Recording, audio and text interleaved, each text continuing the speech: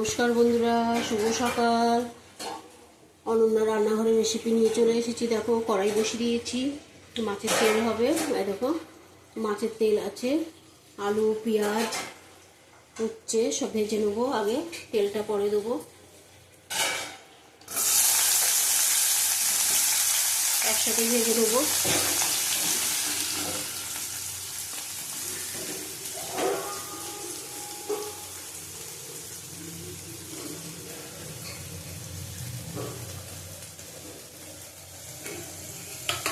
ভালো করে ভাজবো।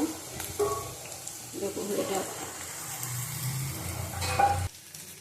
দেখো উচ্ছে আলু পেঁয়াজ ভাজা হয়ে গেছে। মাছের তেলটা দিয়ে দেবো। একটা আলু আছে, তোমরা আলাদাভাবেও ভাজতে পারো।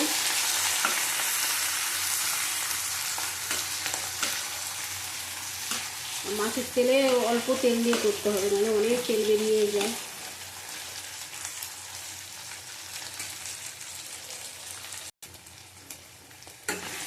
দেখো তেলটা ভাজা হয়ে গেছে, এখন এটা দিয়ে দেবো, সবজিগুলি দিয়ে দেবো।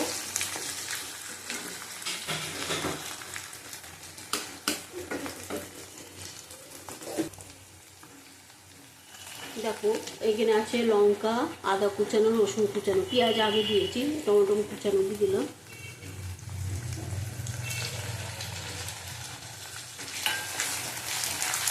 কত তেল বেরিয়েছে, আমি আগে অল্প তেল দিয়েছি।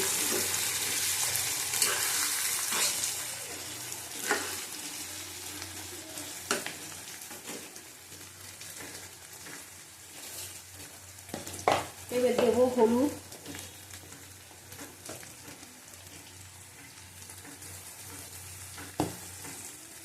হলুদ দেবো,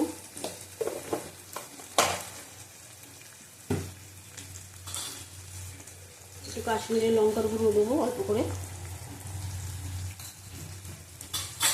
আমি জিরের গুঁড়ো দেবো না, তোমরা পারলে দিতে পারো। আর এর মধ্যে অনেক সবজিও দেওয়া যায়। বেগুন, নুন দিলাম পরিমাণ মতন,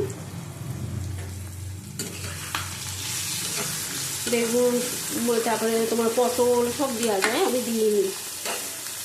তোমরা উচ্ছে ছাড়া করতে পারো, বেগুন দিয়ে আলু দিয়ে, এটাও ভালো লাগে। আমি একটু উচ্ছে দিয়ে করলাম, ভালো লাগে খেতে এটা।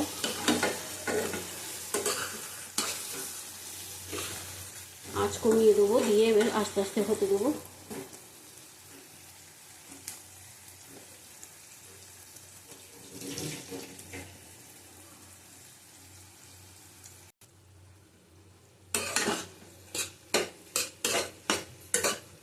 দেখো কত তেল বেরিয়েছে।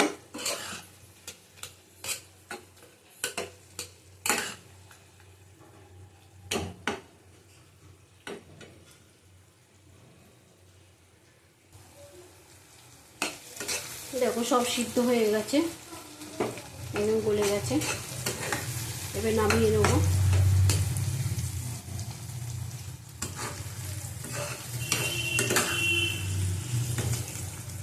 নামিয়ে তোমাদের দেখাচ্ছি। দেখো আজকে আমাদের উচ্ছে দিয়ে আলু দিয়ে মাছের তেল হয়ে গেছে।